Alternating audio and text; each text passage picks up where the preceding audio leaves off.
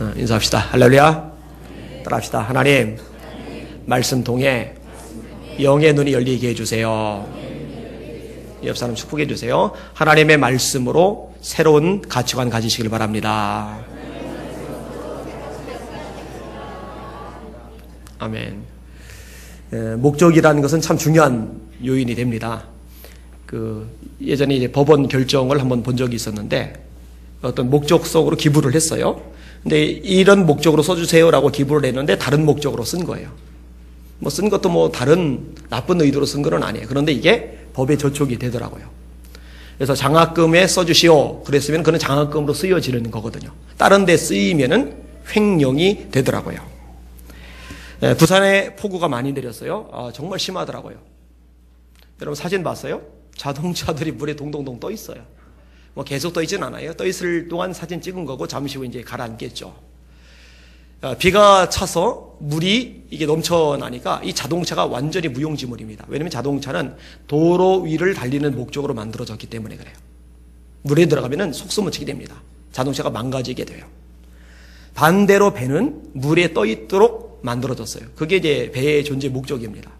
이 배를 도로 한복판에다 가져다 놓으면은요, 아무짝에도 쓸 데가 없어요. 짐도 보통 짐이 아닙니다. 사람이 끌어서야 끌려지지도 않아요. 밑에다 도로래 같은 거 달고 그리고 차 같은 걸로 끌어야 비로소 당겨지는 거죠. 사실 같은 자동차 종류라 해도요, 각각의 자동차를 만든 목적이 다릅니다. 스포츠카 있죠. 이 스포츠카의 목적은 속도입니다. 하여튼 빨라야 돼요. 승합차는요, 목적이 빠른 게 목적이 아닙니다. 사람들을 열어 태우는 게 목적입니다. 반대로 트럭 같은 차는 짐을 많이 실는 게 목적이죠.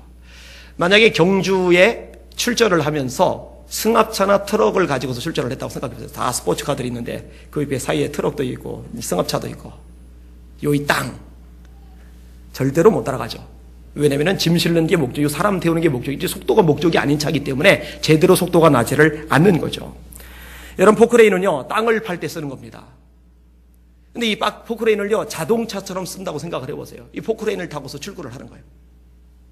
이 회사 경비가 딱 봤더니 직원들이 포크레인 타고 출근을 하는 거예요. 이 모양이 우습잖아요. 이게 원래 목적대로 쓰여지면은 괜찮아요. 땅을 파는 데 쓰면은, 구멍을 뚫는 데 쓰면은 괜찮은데, 그걸 타고 출근용으로 쓰면은 모양새가 아주 웃기게 되는 거예요. 이렇게 각각의 목적이 있고 이 목적에 맞게끔 사용되어질 때 그 가치가 빛이 나는 거거든요. 교회도 마찬가지입니다. 이 교회는 존재하는 목적이 있어요. 이 목적에 맞을 때 우스꽝거리가 되지 않는 거예요. 여러분 교회가 세상에서 우스꽝거리가 되는 것은요, 그 목적에 맞지 않기 때문에 그런 일이 생기는 거거든요. 자, 여러분 그럼 교회가 존재하는 목적이 뭡니까? 예배죠, 예배. 하나님을 영광스럽게 해드리기 위해서 교회가 존재를 하는 겁니다. 따라서 예배에 생명을 걸지 않는다면요, 교회는요, 참 우스꽝스러운 존재가 되고 말아요. 제가 볼 때 한국 교회가 지금 그런 상황입니다. 제가 어느 교회인지 이야기는 하지 않겠는데요, 한 200명 정도 출석하는 교회입니다. 근데 그 교회 금요 예배 몇 명 모이냐 물어봤더니요, 20명이 안 돼요. 10몇 명이 와서 예배를 드려요. 제가 그랬어요. 거기 부교육자 보고 큰일 났다, 큰일 났다, 큰일 났다. 진짜 큰일 났다. 이게 지금 한국교회 실정입니다. 여러분 이름만 대면 아는 유명한 교회 있어요. 작년에 제가 안식년, 사실 뭐 안식년도 아닙니다만 이 교회 몇 주 비우고 우리나라에서 잘 알려진 교회들 이렇게 다녀서 탐방을 했어요. 이름만 대면 다 아는 교회입니다. 근데 몇만 명이 모이는 의리의리한 교회인데요, 금요 예배 갔더니요, 예배 시작이 됐는데 자리가 텅 비었어요. 시작된 다음에 한참 지나서 조금씩 모여들기 시작을 하는데 그럼에도 불구하고 예배 끝날 때까지 빈자리가 많아요. 그 교회 주일 예배 참석하는 성도들의 20분의 1만 와도 그 자리는 다 찹니다. 그러니까 예배에 생명을 걸지를 않는 거죠. 문제가 있어요. 한국교회 미래가 참 걱정이 많이 됩니다. 저희 교회 출석하시는 성도 집사님 중에 한 분이 이제 새벽에 버스를 타고 새벽 기도를 오세요. 근데 이제 마음속에 회의가 좀 들으셨던 것 같아요. 안에 3분, 5분이면 걸어서 갈 수 있는 기회가 있는데 버스까지 타고서 새벽 예배를 가야 되나. 근데 감사하게도 이분이 성령의 음성에 예민한 분이에요. 성령께서 가르쳐 주는 거예요. 이것도 훈련이다. 그러니까 이제 그다음부터는 이제 기쁨으로 버스를 타고 와서 예배를 드린대요. 이 예배를 드리는 거 하나님을 참 기쁘시게 하는 겁니다. 따라합시다. 하나님은 이렇게 자기에게 예배하는 자들을 찾으시느니라. 여러분, 교회가 왜 존재합니까? 예배를 위해서, 하나님을 영광스럽게 하기 위해서. 교회가 왜 존재합니까? 전도와 선교를 위해서. 이 부분은 이따가 제자의 목적에 대해서 다룰 것이기 때문에 그냥 건너갈게요. 세 번째로 다음 세대로의 신앙 개성, 이것이 교회의 존재 목적입니다. 여러분, 신앙은 반드시 승계가 되어야 됩니다. 여러분, 제가 영국 교회 같은 교회 망했다고, 몰락했다고 이제 그런 메시지를 몇 차례 드렸어요. 최근에 이제 요한이가 저한테 와가지고 어떤 분이 설교한 내용을 듣고서 이제 전달을 해준 거예요. 제가 관련된 단체인데 거기서 이제 설교를 했는데 제가 얘기했던 것을 이제 뒤집어 엎는 설교를 한 거죠. 영국 교회가 왜 몰락했느냐, 서구 교회가 왜 몰락했냐, 몰락한 거 아니다. 거기 기독교적인 전통, 뭐 가치관 이런 거 됐다. 이런 식으로 얘기하는 사람들 많거든요. 근데 뭐 제가 따로 그거 뭐 반박할 이유는 없어요. 그런데 헛소리입니다. 제가 분명히 말해요. 그거 헛소리입니다. 왜냐? 여러분, 예배당 안에 넓은 공간 안에, 영국은요 기독교 국가였기 때문에 잘 지어진 공간들 되게 많거든요. 큰 예배당들 많거든요. 그 넓은 공간에 청소년들 하나도 없어요. 연세 드신 분들만 일부가 있어요. 그게 몰락한 거 아니에요? 신앙 개성이 안 이루어졌잖아요. 그게 교회 무너진 거 아닙니까? 그럼 도대체 뭐가 멀쩡하다는 거지? 저는 납득이 안 가요. 이해가 되지를 않아요. 근데 문제는요, 우리나라도 심각하다는 겁니다. 최근에 이제 한 분에게서 연락이 왔어요. 문화 사역에 굉장히 뛰어난 젊은 사역자가 있는데, 이분이 저보고 그 친구를 좀 키워주래. 그래서 내가 무슨 키울 능력이 있냐고. 아무튼 연결하라고 내가 전화를 받겠다고 했더니 전화번호를 미리 남겨주고 입력을 해놓고 그 젊은 사역자가 전화를 했어요. 이분이 이제 가수로도 활동을 좀 했었고, 그 낮은 울타리에서 근무도 했었고, 그리고 이제 미국에 가서 제대로 이 문화에 대해서 공부를 했어요. 그리고 이런 현상들에 대해서 이제 강의하며 이거 사역을 펼쳐 나가려고 하는데 이제 도움을 청하고 있는 상황입니다. 그런데 이 친구가 그런 얘기를 꺼내요. 한국 교회가 좀 큰일이라고. 이 다음 세대로 신앙 개성이 잘 안 된다는 얘기죠. 규모가 있는 교회들조차도 교회 학교는 학생회는요 자리가 통통 비어요. 근데 정확하게 본 거죠. 여러분, 요 상태로 20년, 30년이 지나고 나면은 한국교회 참 어렵습니다. 아직 늦은 건 아니에요. 지금이라도 아이들에게, 학생들에게 투자를 해야 돼요. 이 젊은 형제가 저한테 아주 노골적으로 얘기하더라고요. 어른들은 돈이 되는데 아이들은 와봐야 투자만 해야 되기 때문에 교회가 그동안 손을 놨다. 좀 당돌하다 싶은 마음이 들었는데 반박은 안 했어요. 그게 맞는 말이거든요. 여러분, 교회에서 어른들 한두 사람에 대해서 관심을 갖는 것만큼 아이들 한두 사람에 대해서 관심을 가져요? 가져야 됩니다.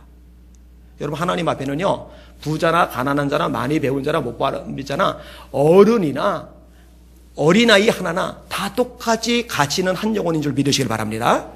그러니까 우리 교회 찾아 나오는 한 영혼 아이들 한 아이 하나이 이들 소중하게 여기세요. 그리고 아이들이 알아요. 정말 자기들이 사랑을 받는지, 소중히 여김을 받는지, 자기들이 가치 있는 존재로 취급되는지, 아니면 천덕꾸러기로 늘 혼내고 꾸짖어지는 대상이 됐는지 본인들도 알아요. 이런 머리 빨갛게 염색하면 어떻습니까? 노랗게 염색하면 어떻습니까? 까짓거 빨주노수 파남보 7가지로 염색하면 어떻습니까? 세상에 있는 것보다 여기 왔다가 말씀이라도 한마디 듣고 그 말씀이 싹이 나고 자라고, 그래서 그게 구원받을 계기가 되면 그게 아이들에게 복인 줄 믿으시길 바랍니다. 일단 뭔 짓거리를 하고 오든지 간에 오면은 사랑해 주시고 품어 주시고 이들을 따뜻하게 대해 주시기를 주의 이름으로 축원합니다. 질문 한번 할까요? 여러분들 중에 애들을 보았을 때 과자 사 먹으라고, 아이스크림 사 먹으라고 주머니 털어서 용돈이라도 한번 줘본 적 있는 분들 손 들어보세요. 네, 몇 분들은 있으시네요. 그거 하셔야 돼요. 그거 하셔야 돼요. 여름철에 얼마나 더웠어요. 그죠? 애들 눈에 보였을 때, 야, 일로 와봐. 너 참 이쁘게 생겼다. 너 믿음 생활도 잘할 것 같은데. 그러면서 아이스크림 미라도 좀 줘보세요. 그렇게 하실 수 있기를 바랍니다. 신앙 개성 해야 돼요, 반드시. 또 하나 중요한 것이 있다면 하나님 나라 확장이죠. 여러분, 교회는요 단순하게 이 예배당 안에 수많은 사람들을 불러 모으고 긁어 모아서 덩치 키우라고 존재하는 게 아닙니다. 이들을 훈련시켜서 세상 각 요소 구석마다 파송해서 그곳에서 하나님의 뜻이 펼쳐지도록 하라고 교회가 세워진 줄 믿으시길 바랍니다. 주기도문 중에 한 대목인데 따라합시다. 뜻이 하늘에서 이루어진 것 같이 땅에서도 이루어지이다. 자, 땅이라고 그럴 때 땅이라고 할 때 교회만 땅입니까? 아니죠. 이 세상 구석구석이 다 땅이거든요. 정치 영역이 있어요. 경제 영역이 있어요. 매스미디어 영역이 있어요. 사회적인 영역이 있어요. NGO 영역이 있어요. 교육 영역이 있어요. 하나님의 뜻이 하늘에서 이루어지듯이 이 땅, 이 각 분야, 각 영역 구석구석에서 하나님의 뜻이 이루어져야 돼요. 여러분 정치 영역을 예로 들어볼까요? 국회의원 40%가 기독교인이라고 그러는데 저는 그 말 안 믿어요. 물론 형식상으로는 40%가 교회에다가 등록을 해놓고 저기 교회에 있겠죠. 그러나 정말 거듭난 오늘 죽어도 천국 갈 만한 구원받은 그리스도인일까? 저는 그렇게 생각할 수가 없어요. 왜냐? 수많은 법안들 만들어지는 것을 보면은, 그리고 엉뚱한 법안들이 진행되는 것을 보면은 정말 예수님이 인생의 주인인 국회의원들이 별로 안 보이는 거예요. 북한 인권법 같은 거 벌써 통과됐어야 되는데 아직까지 통과가 안 되고 있어요. 학생 인권 조례안 같은 것들은 막았어야 되는데 이런 거 제대로 못 막아내고 있어요. 여러분 중고등학교 아이들, 이 아이들이 임신하더라도 동성애하더라도 이런 것들조차도 인권인이 보장되어야 된다. 이런 식의 학생 인권 조례안이 도대체 이 대한민국에서 어떻게 통과될 수 있었는지 저는 의문이에요. 참 비극적인 일입니다. 안타까운 일입니다. 다시 말합니다. 교회는요, 이 교회당 안에 갇혀 있어서는 안 돼요. 김중원 목사님이 그런 얘기를 했어요. 광장으로 나가야 된다고. 광장으로 나가야 된다고. 광장으로 나가야 된다고. 틀어 밖에서 우리끼리 우리 교회 인원 좀 늘었네. 할렐루야. 야 주님 살아계시네. 할렐루야가 아니라 세상 구석구석 각 영역에 들어가서 그곳에서 하나님의 이름이, 하나님의 영광이, 하나님의 나라가, 하나님의 살아계심이 보여지고 선포되어야 한단 말이에요. 여러분이 들어가 있는 직장 속에서 하나님 나라를 이루시기를 바랍니다. 여러분이 들어간 학교에서, 학원에서 하나님의 나라를 이루어가시기를 주님의 이름으로 축원합니다. 이 목적을 잃어버리면요, 교회가 메가리가 없어질 수밖에 없어요. 자, 넓게는 교회 전체로서의 이 존재 목적, 그 다음에 좀 좁게는 제자, 우리 각자를 향한 하나님의 목적이 있어요. 부르신 목적이 있어요. 그 부분에 대해서 오늘 생각해 볼 겁니다. 따라합시다. 제자들을 부르신 세 가지 목적. 한 번 더, 제자들을 부르신 세 가지 목적. 너무 중요합니다. 10번, 100번, 1000번이라도 듣고 또 새겨서 이것을 기준으로 삼으셔야 됩니다. 자, 먼저는 제자가 되는 요건에 대해서 생각을 해봐야 되는데요. 13절을 볼게요. 시작. 또 산에 오르사 자기가 원하는 자들을 부르시니 나온지라. 여러분 제자가 되려면요, 가장 기본적인 요건이 주님의 부르심이 있어야 됩니다. 부르지 않았는데 제자가 될 수 있는 사람은 아무도 없어요. 여러분들 여기 와서 좀 예배를 드리잖아요. 주님이 부르셨기 때문에 예배 드리는 것이 가능한 줄 믿으시길 바랍니다. 하나님이 부르지 않는데 누가 감히 하나님 앞에 나올 수가 있겠습니까? 여러분 교회라고 그럴 때 이 교회는 건물을 가리키는 게 아니에요. 예수님을 믿고 구원받은 저와 여러분들, 이 사람들을 가리키는 게 교회의 원래 의미입니다. 에클레시아. 그럼 에클레시아라는 말의 뜻은 뭐냐? 부르심을 받은 사람들의 모임. 부르심을 받은 사람들의 모임. 다시 말해서 이렇게 공동체를 이루는 것 자체가 부르심이 있기 때문에 가능하다는 거예요. 이 부르심 기본입니다. 마가복음 1장에 이렇게 말씀합니다. 16절인데 갈릴리 해변으로 지나가시다가 시몬과 그 형제 안드레가 바다에 그물을 던지는 것을 보시니 그들은 어부라. 예수께서 이르시되 나를 따라오라. 19절에 조금 더 가시다가 세베대의 아들 야고보와 그 형제 요한을 보시고 그들도 배에 있어 그물을 깁는데 곧 부르시니. 마가복음 2장으로 넘어가서요. 또 지나가시다가 알페오의 아들 레위가 세관에 앉아있는 것을 보시고 그에게 이르시되 나를 따르라. 고기잡이 어부들을 부르셔요. 세관에서 돈 계산하는 세리를 부르셔요. 이런 식으로 주님이 부르시는 거죠. 이 부르심이 있을 때 비로소 제자가 될 수가 있어요. 저를, 여러분을 주님이 부르셨어요. 자, 두 번째 요건은 뭐냐? 예수님이 부르셨을 때 응답을 해야 된다는 거예요. 반응을 보여야 된다는 거예요. 주님이 부르시는데 반응을 보였던 제자들, 배를 버려두고 예수를 따르니라. 그 붙인 세베대를 배와 함께 버려두고 예수를 따르니라. 세리마태는 일어나 따르니라. 근데 여러분, 예수님의 부름을 받았는데 따르지 않았던 사람들이 있어요. 그들은 제자가 못 돼요. 누가복음 9장 내용인데 들어보세요. 또 다른 사람에게 나를 따르라. 근데 그 사람이 대답을 합니다. 근데 그 사람이 대답을 하는데 토를 다는데 충분히 납득할 수 있을 만한 근거가 있어요. 내 아버지가 돌아가셨습니다. 가서 장사를 지내고 주님을 따르겠습니다. 그러면 상식적으로 그래. 장사 지내고 와서 나를 따르라 이렇게 말씀하실 수 있는데 주님이 뭐라고 말씀하시냐면은 죽은 자들로 저의 죽은 자를 장사하게 하고 너는 가서 하나님 나라를 전파해라. 지금 예수님의 말씀이 나를 따르라라는 명령으로 주어졌다면은 예수님의 명령이 주어졌을 때는 그 예수님의 명령보다 앞서는 것은 있어서는 안 되는 것. 그게 제자의 특징이거든요. 결국 그 사람은 제자가 되질 못해요. 명단이 이제 성경에 언급이 되질 않습니다. 어디 가서 뭘 어떻게 살다 어떻게 죽었는지 알 수가 없어요. 또 한 사람 보고 주님이 따라오라 말씀하셨는데 그 사람도 충분히 이해할 만한 대답을 해요. 토를 나는 거죠. 주님, 제가 주님을 따르겠습니다. 그러나 가족들과 작별을 인사를 하고 그 다음에 따르겠습니다. 여러분 지금은 휴대폰이 있어요.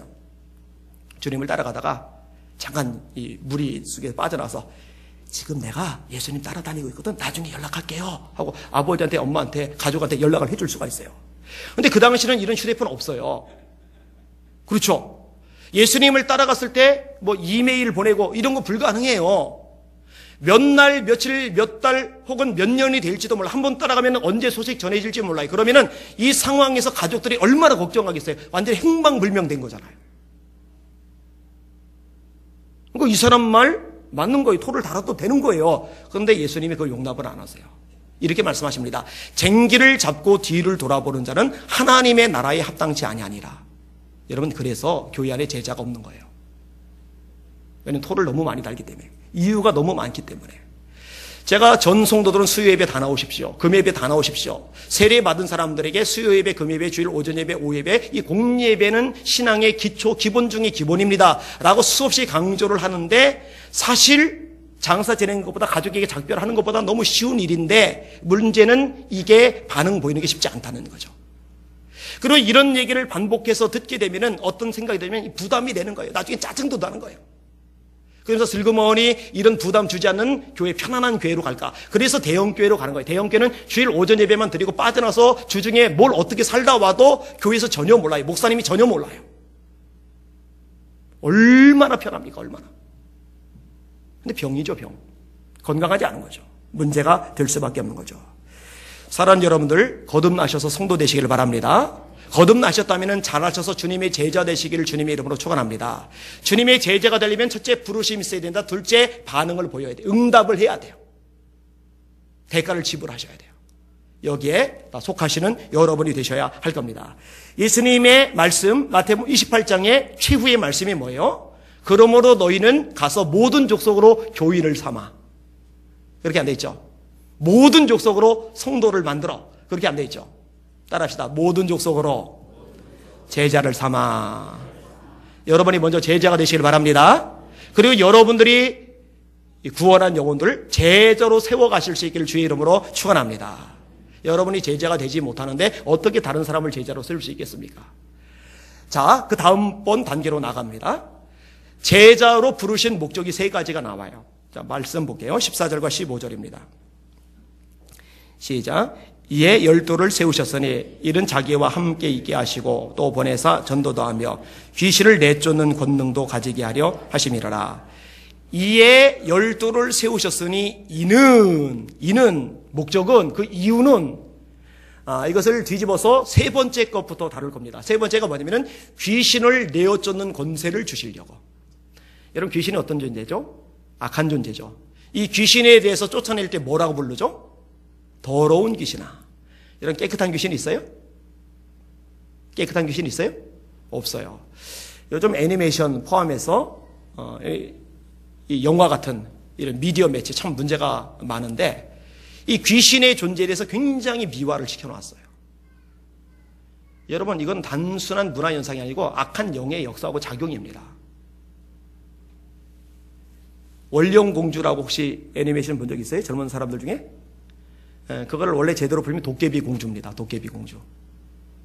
근데 그 애니메이션 속에서 이 도깨비 공주가 참 매력적인 존재로 등장을 해요. 그러니까 이런 것들을 보면서 아이들 의식 속에 이런 악한 세력에 대해서 호감을 가지게 만드는 이런 문화가 됐어요. 포켓몬스터 한창 초딩들 사이에 또 유치원생들 사이에 난리가 났었죠. 몬스터 괴물. 귀신 관련된 것도 마찬가지입니다. 그런데 성경의 메시지는 간단합니다. 이 귀신은 악한 존재입니다. 더러운 존재입니다. 하나님의 심판을 받을 존재입니다. 이 귀신들이 하는 일이 있는데요. 사람을 괴롭힙니다. 정신적으로 문제가 생기게 만들어요. 이런 귀신이 들렸는데 건전한 정신과 생각과 마인드를 가지고 있는 사람이 있어요? 없어요. 이 정신적으로 문제가 돼요. 이 귀신은요, 사람 몸에 질병도 가져다 줘요. 그래서요, 어떤 경우는 귀신을 내어 쫓으면은 이 몸이 건강해지기도 해요. 그러니 귀신의 작용으로 몸에 병이 생겨서 이런 일이 생긴 겁니다. 실패와 좌절을 가져다 주기도 하고요. 특별히 예수 믿지 않은 사람들, 예수 믿지 못하도록 눈을 가리우는 역할을 귀신들이 합니다. 이 세상 신이 믿지 않는 사람들의 마음을 혼미케 하여 그리스도의 영광의 복음의 광채가 비치지 못하게 함이니 라고 고린도후서 4장에 말씀해 주고 있어요. 예수님의 영광의 빛을 봐야 내가 죄인임을 깨닫고 죄인임을 깨달아야 회개하고 이런 내게 예수님만이 죄사함을 줄 수 있는 구세주로 믿고 영접할 수가 있는데 이 자체가 보이지를 않으니까 회개할 줄도 모르고 믿을 줄도 모르게 되는 거예요. 그러면 믿는 사람에게는 작용 안 하느냐? 작용하죠. 믿는 사람에게는 어떻게 작용합니까? 열심 내지 못하도록 작용합니다. 신앙이 흔들리고 헷갈리도록 작용을 합니다. 그리고 이 교회 공동체 내에는 이간질시켜서 분열이 이루어지도록 서로 파당이 만들어지도록 작용을 합니다. 이게 귀신들이 하는 일이에요. 예수님은요, 이 귀신들을 내어 쫓으십니다.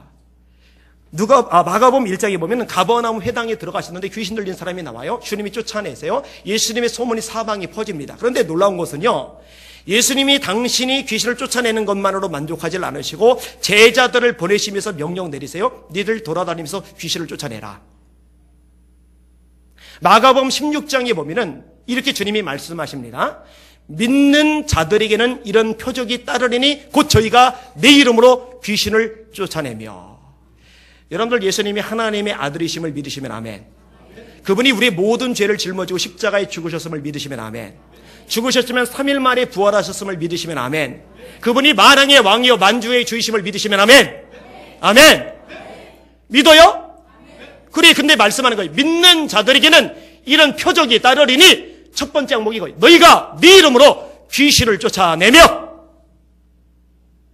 앞으로 귀신 들린 사람 보면은 도망가지 마세요. 내가 기도해 주다가 귀신 엉겨 붙을까 봐 겁먹지 마세요. 예수 이름으로 더러운 귀신아 떠나갈지어다 선언하실 수 있기를 주의 이름으로 축원합니다. 그렇게 하라고 부르시는 거예요. 네, 더러운 귀신아 나가! 했더니 안 나가요. 버텨요. 그러면 어떡하느냐? 망신당했다. 다시는 하지 말자. 그게 아니죠. 마가복음 9장에 그 해법이 나오죠. 예수님이 12제자 데리고 산에 가셨어요. 그러다가 9명은 남겨두고 3명만 더 데리고 더 높이 올라가셨어요. 변화사려. 변화되셨어요. 그리고 거기서 에피소드를 겪고 나서 내려오셨더니 9명이 제자들 수많은 군중들 막 난리 북적 요란해요. 이게 뭔 일인가 했더니 한 아버지가 귀신 들린 아들 때문에 가슴앓이를 해서 제자들 보고 고쳐달라고 했어요. 그때 못 고쳐준 거예요. 여러분 이 사실을 알고 예수님께서 그래 뭐 니들이 못 고칠 수도 없지 못 내쫓을 수도 있지 이렇게 말씀하잖아. 이렇게 말씀하십니다. 이 믿음이 없고 패역한 세대예요. 따라합시다. 믿음이 없다. 패역하다. 이 패역이라는 말은 참 안 좋은 말입니다. 완고한 거예요. 강팍한 거예요. 교만한 거예요. 목이 곧은 거예요. 구약의 이스라엘 백성들이 그랬어요. 패역한 백성. 그런데 귀신 하나 못 쫓아냈다고 주님께서 그 제자들 보고 하시는 말씀이에요. 이 믿음이 없고 패역한 세대예요. 내가 언제까지 너희와 함께 있으며 얼마나 너희를 참아야 되겠느냐. 그리고 귀신을 쫓아내세요. 창피한 제자들이 조용히 물어요. 우리는 어찌하여 능히 귀신을 쫓아내지 못하였나이까. 주님이 간단하게 답을 말씀하셨죠. 기도 외에 다른 것으로는 이런 유가 날 수 없느니라. 제가 볼 때 한국교회가 옛날보다 좋은 건물은 많은데 경제 소득 높은 사람들, 학력 수준 높은 사람들 많은데 영적인 능력 가진 사람들은요 예전 한국교회에 비해서 반에 반토막도 안 되는 것 같아요. 여러분 귀신을 내어 쫓을 수 있기를 주의 이름으로 축원합니다. 해서 안 되시면 기도하세요. 기도해서 능력 받으세요. 적어도 예수 비전교회 집사님이다. 그러면 귀신 들린 사람 데려오면 해결해야죠. 이거 기본이 돼야 돼요. 세 번째, 귀신을 내어 쫓는 권세를 주시려고. 자, 두 번째 부분은 뭐냐? 또 보내사 전도도 하며. 여러분 예수님께서 이 땅에 오신 목적이 뭐죠? 여러 가지 얘기가 나와요. 인자에 온 것은 양으로 생명을 얻게 하고 더 풍성히 얻게 하려는 것이라. 여러분들 구원받게 하시려고 오신 줄 믿으시길 바랍니다. 구원만 받아서 죽으면 천국 가고 이게 다가 아닙니다. 이 세상 사는 동안에도 풍성한 삶을 주시기 위해서 오신 줄 믿으시길 바랍니다. 인자에 온 것은 양으로 생명을 얻게 하고 풍성한 삶을 누리게 하기 위해서 오셨다고 요한복음 10장 10절에 말씀하고 있거든요. 자, 예수님이 오신 목적이 뭡니까? 마가복음 10장 45절에 의하면 인자에 온 것은 섬김을 받으려 함이 아니라 도리어 섬기려 하고 자기 목숨을 많은 사람의 대속물로 주려 함이니라. 섬기기 위한 목적으로 오셨고 십자가에서 우리 모든 사람의 죄를 대신 짊어지고 죽으시기 위해서 오셨어요. 그게 예수님이 오신 목적이거든요. 근데 또 하나가 있어요. 여러분, 예수님이 새벽 기도를 하셨죠? 새벽 오히려 미명에 예수께서 일어나 나가 한적한 곳으로 가서 거기서 기도하시더니, 이게 마가복음 1장 34절입니다.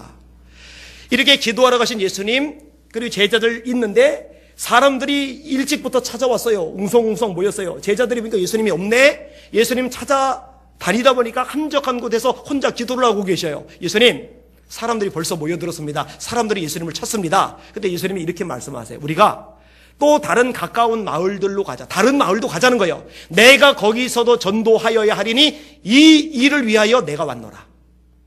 예수님이 오신 목적이 뭐예요? 전도하러 오셨어요. 제자들 보고 뭘 말씀하세요? 전도하라고 말씀하세요. 마가복음 16장 15절에 너희는 온 천하에 다니며 만민에게 복음을 전파하라. 믿고 세례를 받는 사람은 구원을 얻을 것이요 믿지 않는 사람은 정죄를 받으리라. 여러분, 성령 충만 받으라고 주님이 말씀하셨잖아요. 왜 성령 충만 받으라고 하셨을까요? 전도를 위해서. 자, 사도행전 1장 8절을 다 같이 시작. 오직 성령이 너희에게 임하시면 너희가 권능을 받고 예루살렘과 온 유대와 사마리아와 땅끝까지 이르러 내 증인이 되리라 하시니라. 자, 올해 표가 뭐죠? 다 같이 시작. 강권하여 데려다가 내 집을 채우라. 여러분, 올해 가기 전에 한 명이라도 전도하시길 바랍니다. 그 영혼을 위해서 기도하시고 찾아가시고 사랑 베푸시고 공을 들이세요.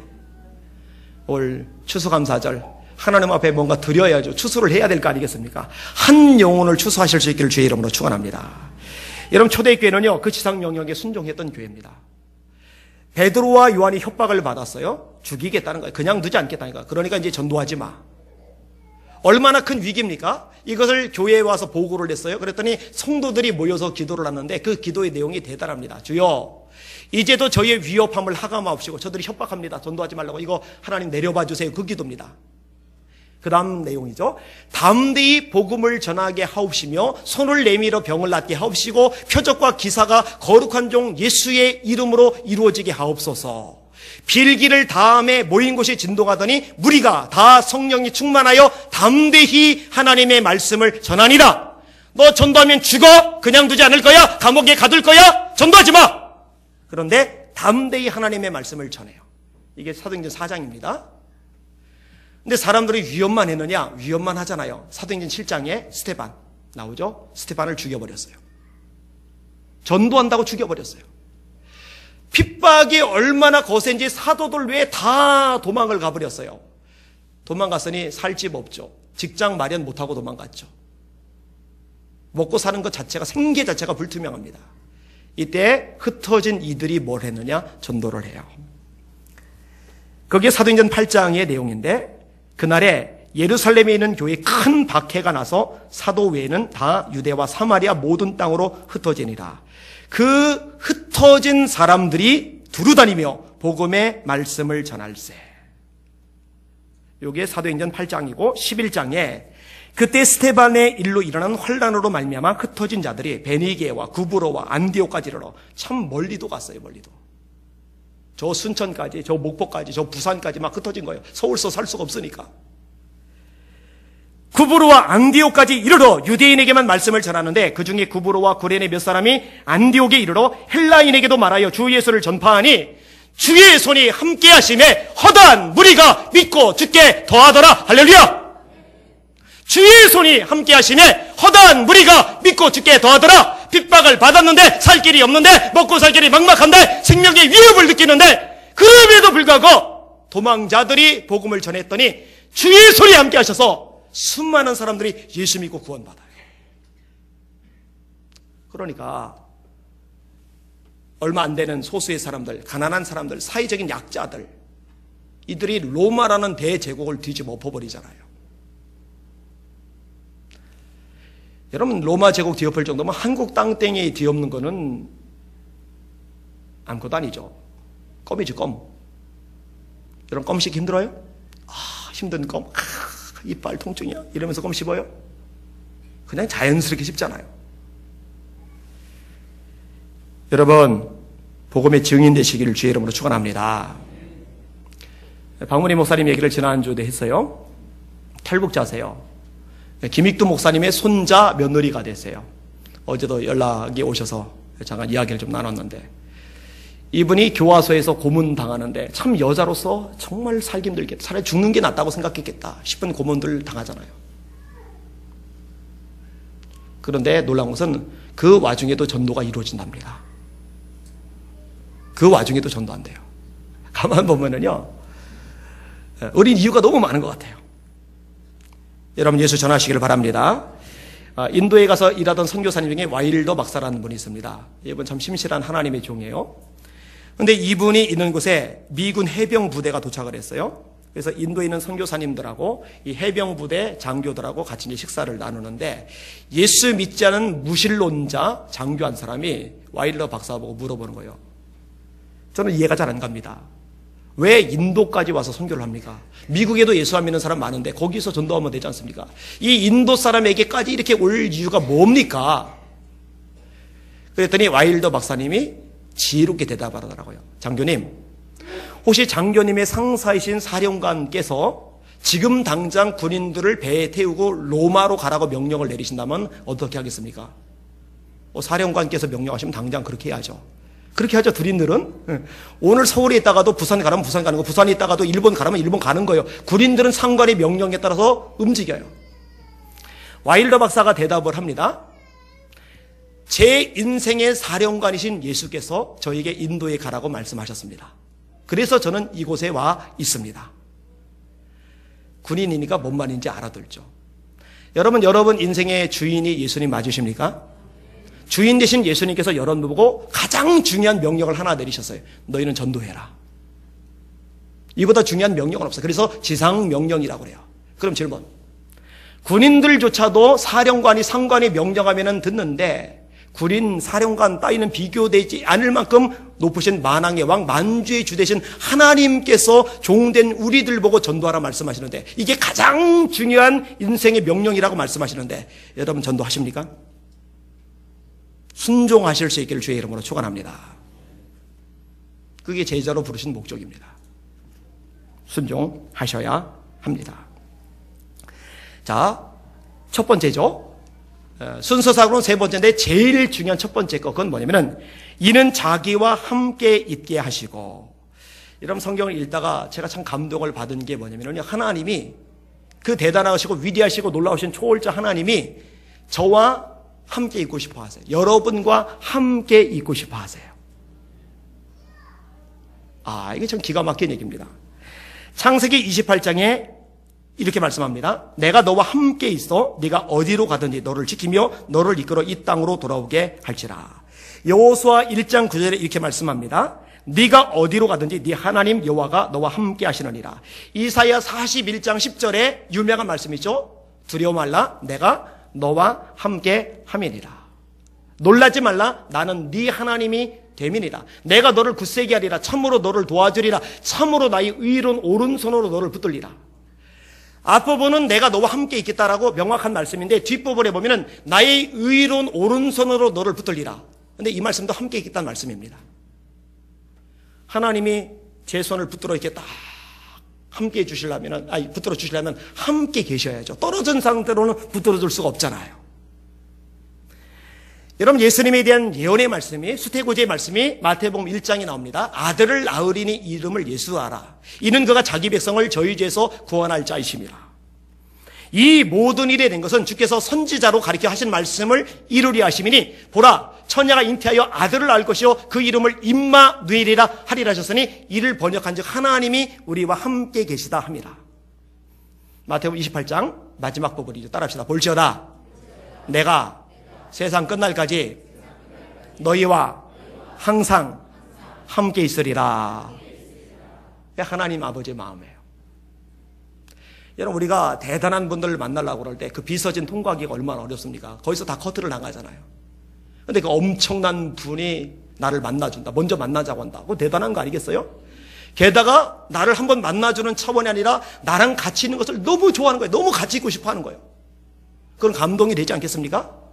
근데 그런 분들하고는 비교가 되지 않을 만큼 엄청난 만왕의 왕, 만주의 주, 우리 창조주 되신 하나님 아버지께서 여러분 한 사람 한 사람 보고 말씀하시는 거예요. 나 너랑 함께 있고 싶다. 감동 안 됩니까? 저는 감동이 되는데. 그리고 여러분, 이런 하나님을 사랑하는 사람의 마음속에는요, 같은 마음이 생겨요. 나도 하나님과 동행하고 싶다. 그래서 다윗이 고백하는 겁니다. 내가 여호와의 집에 영원히 거하리로다. 시편 23편 6절의 말씀이죠. 영원이란 말은 시작도 없고 끝도 없어요. 한도 끝도 없어요. 어이, 지겨워. 이런 말이 나올 만한 그런 엄청난 용어가 영원인데, 다윗은 하나님을 너무너무 사랑하다 보니까 하나님, 내가 하나님의 집에 하나님 계신 곳에 영원히 있고 싶습니다.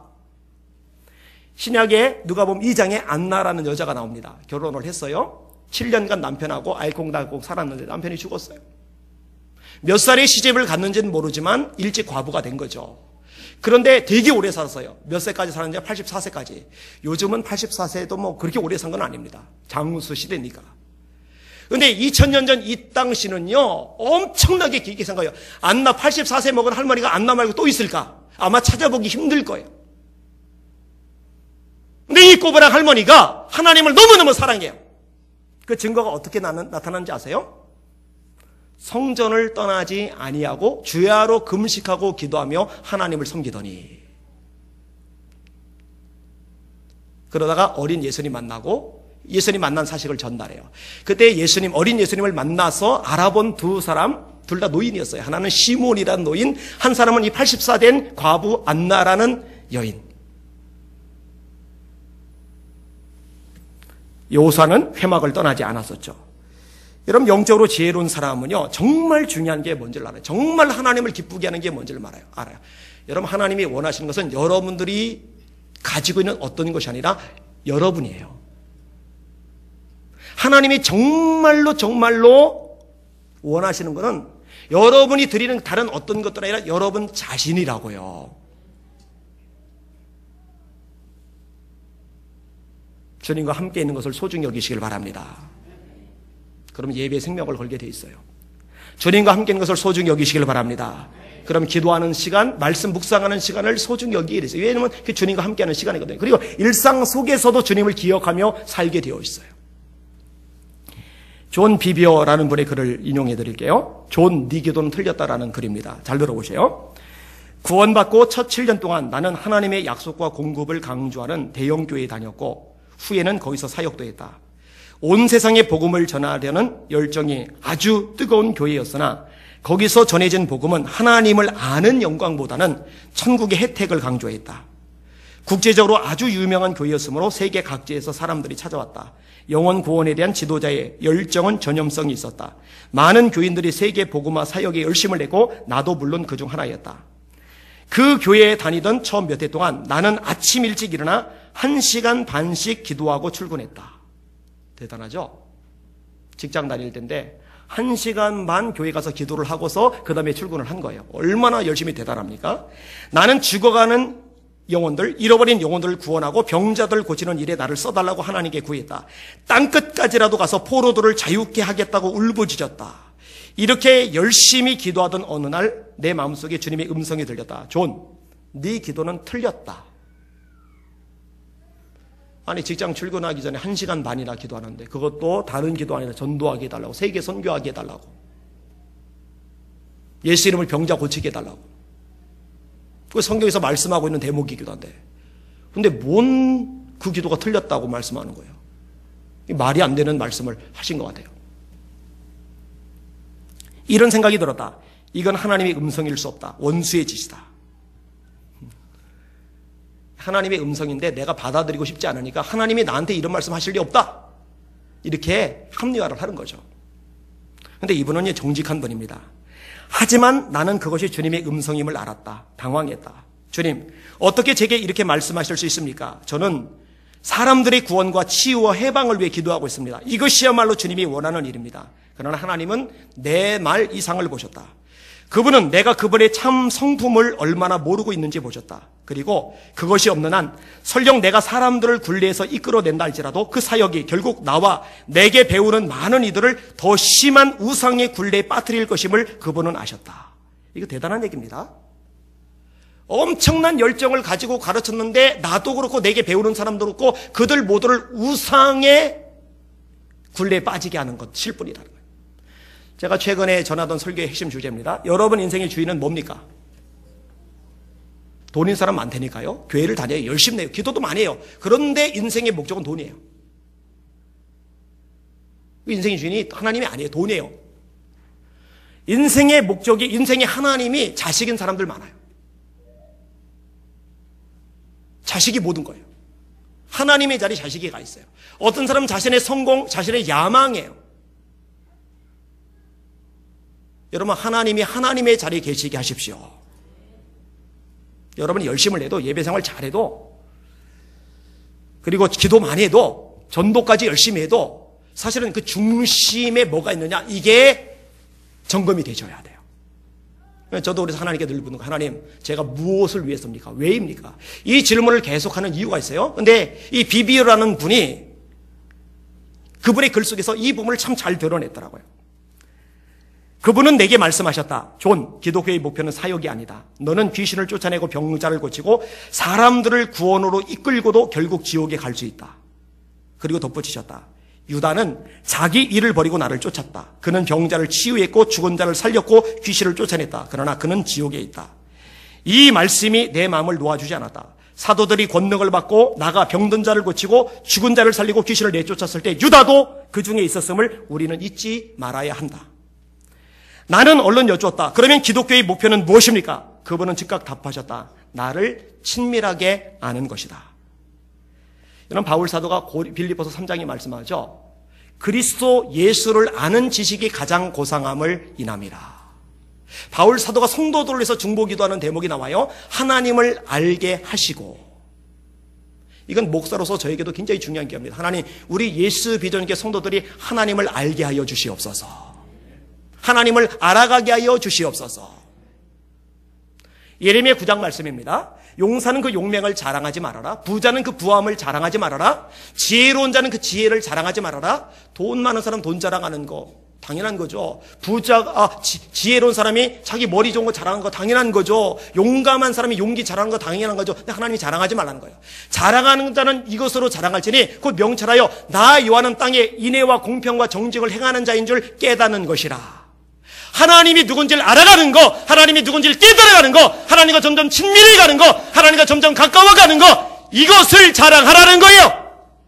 호세아 6장에 우리 하나님을 알자, 힘써 여호와를 알자, 하나님을 알아가시길 주의 이름으로 축원합니다. 하나님과 날마다 친밀해져 가시기를 주님의 이름으로 축원합니다. 조금만 더 읽어볼게요. 예수님은 소경이 소경을 인도하면 둘 다 구덩이에 빠진다고 말씀하셨다. 먼저 눈을 떠서 주님을 보지도 않은 채 사람들을 속박해서 끌어내려는 모든 일도 마찬가지다. 그래서 바울은 우리 마음 눈을 밝혀 그분을 알게 해달라고 그토록 간절히 기도했다. 그분의 계시가 없다면 우리는 장님이다. 그분을 친밀하게 알아가지 않는 자들은 동기는 선할지 모르나 하나님의 계시가 없기에 결국 자기도 구덩이로 향하고 남들도 거기로 이끌게 된다. 이것이 본질이기 때문에 예수님은 전도하는 것 너무 중요한데 그 앞에, 귀신을 내어쫓는 것 너무 중요한데 그 앞에 예수님과 함께 있는 것을 최우선적으로 두신 거예요. 주님과 함께 있는 시간 가지세요. 주님을 깊이 만나시기를 주님의 이름으로 축원합니다. 말씀을 정리하겠습니다. 오늘 본문 가지고 제자로 부르신 목적 3가지를 말씀을 드렸어요. 3번째가 귀신을 내어쫓는 거. 이것도 해야 돼요. 당연히 해야 돼요. 기도 많이 하세요. 능력 받으세요. 여러분이 나가서 기도해 줄 때 귀신들이 예수 이름 앞에 떠나가실 수 있길 주의 이름으로 축원합니다. 자유케 되실 수 있길 주의 이름으로 축원합니다. 귀신이 너무 세게 들려서 완전히 미친 사람같이 되진 않았을지라도 귀신 때문에 고통당하는 사람들 생각보다 많아요.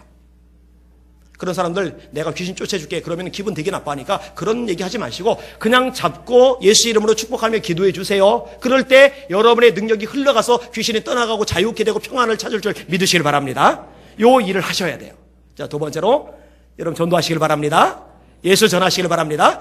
초대교회 성도들 여러분 그렇게 힘든데 성경이 뭐라 말씀하느냐? 집에 있든지 성전에 있든지 예수는 그리스도라 말하기와 전도하기를 쉬지 아니하니라. 예수가 하나님의 아들 그리스도이심을 여러분 주변 사람들에게 전해 주실 수 있기를 주님의 이름으로 축원합니다. 따라하세요. 하나님, 벙어리 같은 내 입 여셔서 예수를 말하게 해 주시옵소서. 연소공 얘기는 덜 하셔도 돼요. 세상 얘기 덜 하셔도 돼요. 자식 자랑 덜 하셔도 돼요. 이런저런 세상 즐거움 얘기 덜 하셔도 돼요. 여러분의 입에서 예수님에 대한 얘기가 더 많아질 수 있기를 주님의 이름으로 축원합니다. 예수님이 말씀하기를 사람은 마음에 가득한 것을 입으로 말하면이라. 세상 것만 가득하니 세상 얘기만 나오는 거예요. 예수님이 가득하면은 여러분의 입에서 예수님에 대한 얘기가 나올 줄 믿으시길 바랍니다. 마늘 먹고 나면 마늘 냄새 나잖아요. 콜라 마시고 나면 콜라 냄새가 나잖아요. 고기 먹고 나면 고기 냄새가 나잖아요.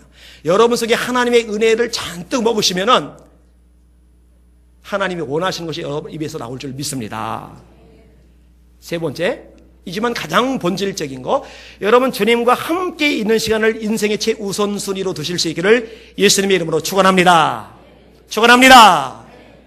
여러분 하나님이 만왕의 왕 되신 우리 예수님이 여러분과 함께 있고 싶어 하시는데 그 마음 섭섭하게 해드리지 맙시다. 예수님, 저랑 함께 있고 싶어 하시는데 너무 감사해요. 저도 똑같아요. 저도 예수님과 함께 있고 싶습니다. 예수님과 함께 있는 시간이 제 인생에, 제 삶에 가장 소중하고 가장 행복한 시간입니다. 주와 같이 길 가는 것 즐거운 일 아닌가. 우리 주님 걸어 가신 발자취를 밟겠네. 한 걸음 한 걸음 주 예수 함께 날마다 날마다 우리는 걷겠네. 아멘. 오늘 설교 제목 제자로 부르신 세 가지 목적. 하나님, 교회들마다 제자가 없어서 속상하시죠? 제가 제자가 될게요. 하나님, 이 예수 비전 기안의 교인 말고 구원받은 성도, 구원받았지만 영적 어린아이 말고 장성한 주님의 제자들이 가득한 살아있는 교회가 되게 주시옵소서. 기도하겠습니다.